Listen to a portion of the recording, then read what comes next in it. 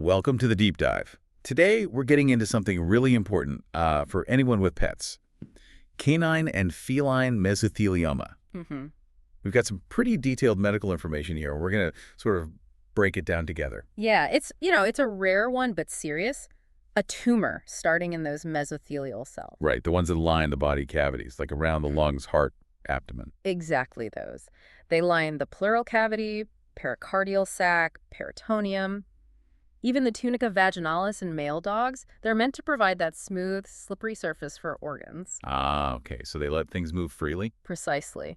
But when they turn cancerous, well, it causes problems depending on the spot. Got it. So our plan here is really just to dig into this info, pull out the key stuff, and make it, understandable for you listening. Absolutely. So maybe let's start with who gets this? Which animals are more typically affected? Good question. Who are we usually seeing this in? Well, the data really points towards older dogs and older cats. That seems to be the main demographic. Okay, older pets.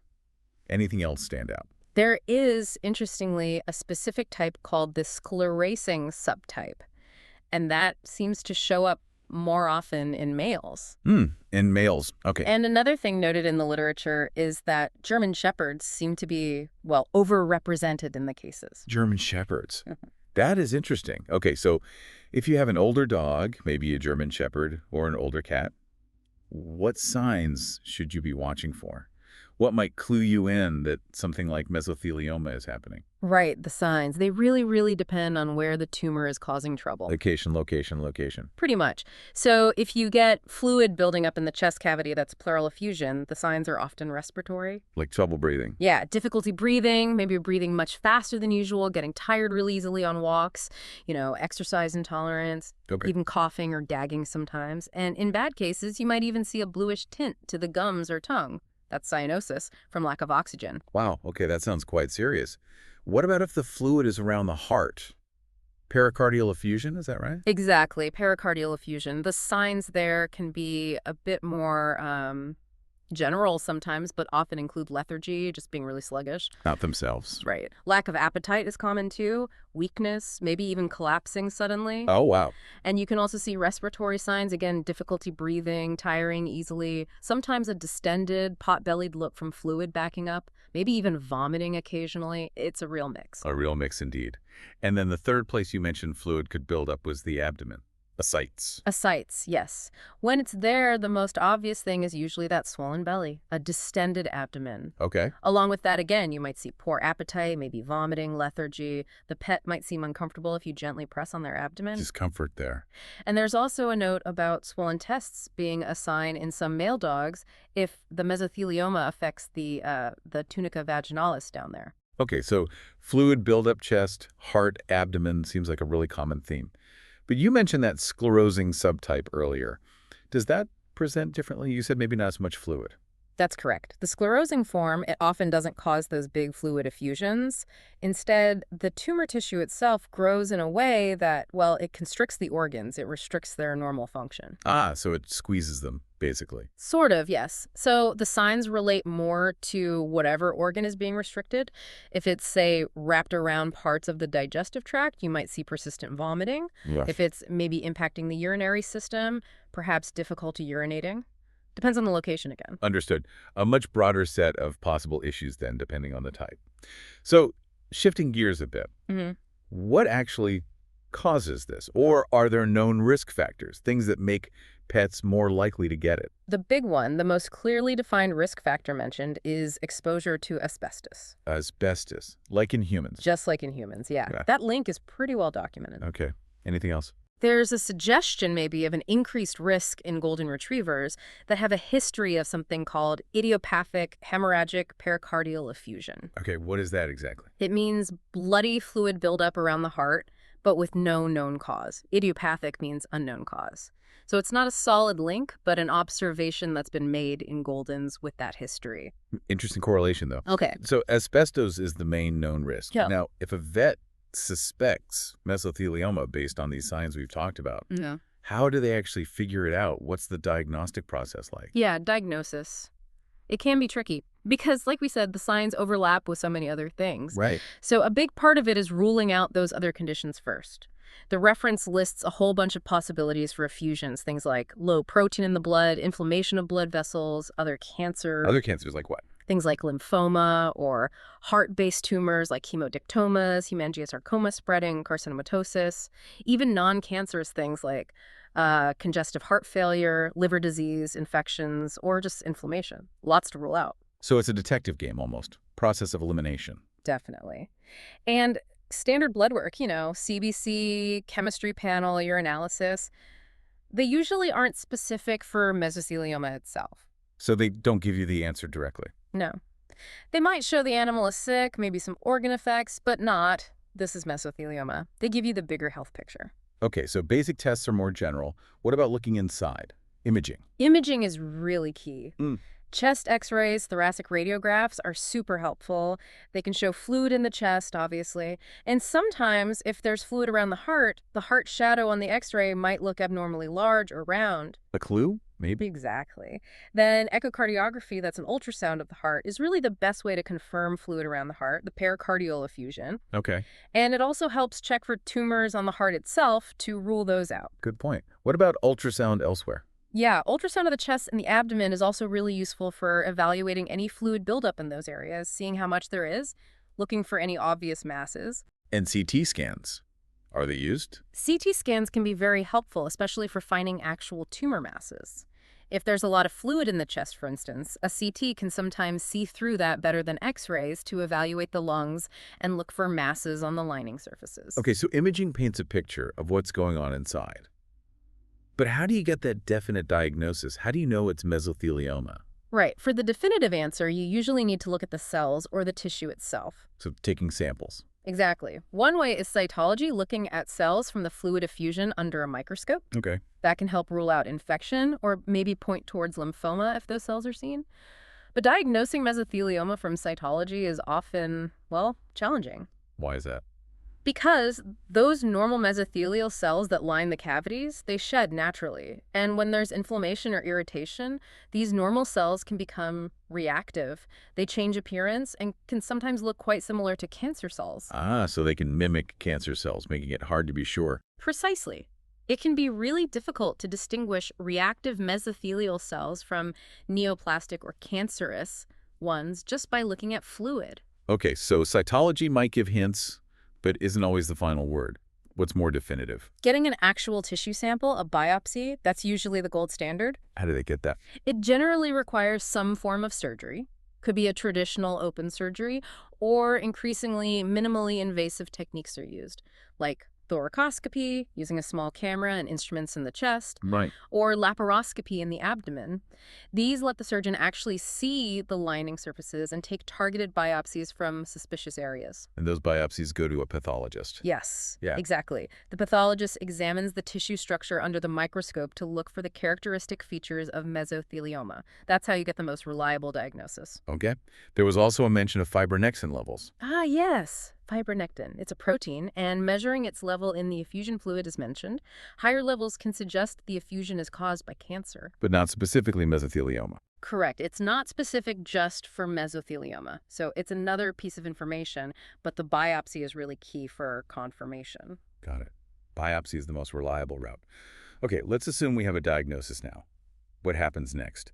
What are the treatment options? Well, treatment can involve a few different strategies. Surgery is one possibility. If you can remove the tumor. Yeah, if it seems localized enough, or if there's a distinct mass that can be taken out. For example, with pericardial mesothelioma, sometimes a pericardiectomy removing part of that heart sac might be considered. Right, you mentioned that earlier. Or just surgically removing a specific tumor mass if it's technically possible. And what if surgery isn't really an option? Or maybe isn't enough on its own? Then we look at managing the symptoms and other therapies. For the fluid buildup, which causes a lot of the immediate problems, draining the fluid can provide significant relief. Like tapping the chest or around the heart. Exactly. Thoracocentesis for the chest fluid, pericardiocentesis for the heart sac fluid. Using a needle to drain it off. This can really help the animal breathe easier and feel more comfortable, at least temporarily. Temporarily. Mm-hmm. Does the fluid usually come back? Often, yes. It can reaccumulate, unfortunately. Which leads us to other treatments, primarily chemotherapy. Okay. Chemo. The medical reference mentions several drugs. Can you walk us through those? Sure. There are a couple of ways chemo can be given. One is intracavitary chemotherapy. Meaning directly into the cavity with the fluid? Precisely. Injecting the drug right into the chest or abdomen. For dogs, one drug used this way is cisplatin, but it needs careful handling. Why is that? It can be tough on the kidneys, nephrotoxic, so it's usually given with lots of IV fluids, a process called saline diuresis to try and protect the kidneys, and there's a specific dose used. Okay, cisplatin for dogs, intracavitary with precautions. Yeah. Any others? Yes, carboplatin is another one. It can be used intracavitarily in both dogs and cats. The dosages and how often it's given are different for each species, though. Carboplatin, dogs and cats. Got it. And methoxytrone is another option listed for intracavitary use, specifically in dogs. Okay, so those are put directly into the problem area. What about chemo given more systemically, like through an IV? Yes, intravenous chemotherapy is also used. Doxorubicin is one drug mentioned. There are weight-based dosages for dogs and a specific dose for cats. Doxorubicin the fourth. And methoxytrone, which we mentioned for intracavitary use in dogs, can also be given intravenously to both dogs and cats, again at specific dosages. It seems like there are quite a few chemo options, but they sound complex, with different routes, drugs, species considerations. They absolutely are. And it's crucial to understand the potential downsides. All chemo drugs can have side effects. Like what kind of things? The common ones are things like stomach upset vomiting, diarrhea, loss of appetite, also suppression of the bone marrow, which means lower counts of white blood cells, red blood cells, platelets. Risk of infection or anemia. Exactly. And some drugs have specific organ toxicities too. We mentioned cisplatin in kidneys. Some can affect the heart. The reference really stresses that vets who aren't experienced with these drugs should seek specialist advice. That sounds wise. Any really critical warnings? The big one is about cisplatin in cats. It should never be used in cats. Never. Why not? Because it can cause a fatal reaction in cats, severe acute pulmonary edema. Fluid fills their lungs very rapidly. It's an absolute contraindication. Wow. Okay, that is incredibly important to know. Cisplatin is a no-go for cats, period. Absolutely. So once a pet starts treatment, maybe chemo or after surgery, what does the follow-up care involve? How do you track progress? Follow-up is really important. It involves monitoring both how the treatment is being tolerated and how the cancer is responding. Okay. So regular blood tests are usually needed, a complete blood count or CBC to watch the bone marrow function, especially with chemo. And if cisplatin was used in a dog, monitoring kidney function tests is vital. Makes sense. What about seeing if the tumor is shrinking and the fluid is staying away? That's where repeat imaging comes in. Serial imaging, meaning regular checks over time. This often involves chest x-rays or ultrasounds of the heart, chest, or abdomen, depending on where the mesothelioma is. To check for fluid coming back? Yes, to monitor for fluid recurrence and also to assess the tumor's response to therapy. Is it shrinking, stable, or growing? Right. Constant monitoring. Which brings us to the big question, I guess. What's the expected outcome? What's the prognosis for dogs and cats with mesothelioma? Yeah, the prognosis, it's generally considered pretty variable and often quite guarded. It tends to be an aggressive cancer. Guarded, meaning not typically great. Often, yes. But the reported survival times do vary quite a bit depending on the treatment used and how the individual pet responds. Are there any specific numbers mentioned? The literature gives some ranges. For dogs treated with that intracavitary cisplatin, survival times reported range from around 8 months up to, in some cases, actually over 3 years. That's a huge range. It is.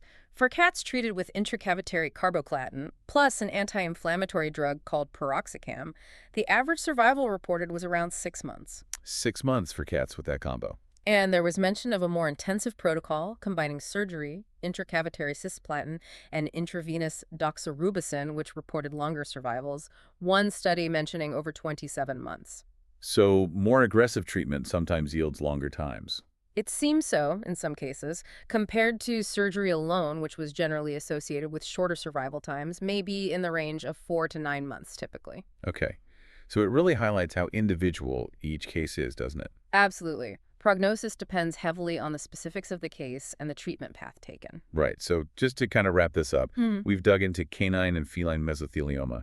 It's rare, serious, linked to things like asbestos. The signs often involve that fluid buildup chest, heart, abdomen, or organ restriction with the sclerosing type. Right. Diverse signs. Diagnosis needs careful workup, ruling things out, imaging, and ultimately usually a biopsy. And treatment involves options like surgery, draining fluid for comfort, and various chemotherapy protocols like intracavitary or IV drugs. Each with their own benefits and, importantly, potential risks and side effects to manage, like that crucial cisplatin warning for cats. Absolutely critical. Follow-up is key, and the outcome, well, it varies a lot, but some treatments can offer significant time. It really does showcase the complexity of veterinary oncology, doesn't it? And the need for really specialized care. It certainly does. It's a challenging condition, and knowing this helps understand, I think, how vets approach these tough diagnoses. Yeah, being observant as an owner and having vets do thorough investigations is just so vital. Well, that brings us to the end of this deep dive on canine and feline mesothelioma. It kind of leaves you thinking, doesn't it, about the challenges of diagnosing these less common diseases and just how much veterinary medicine keeps advancing to find better ways to manage them. Definitely food for thought. Thanks so much for joining us today.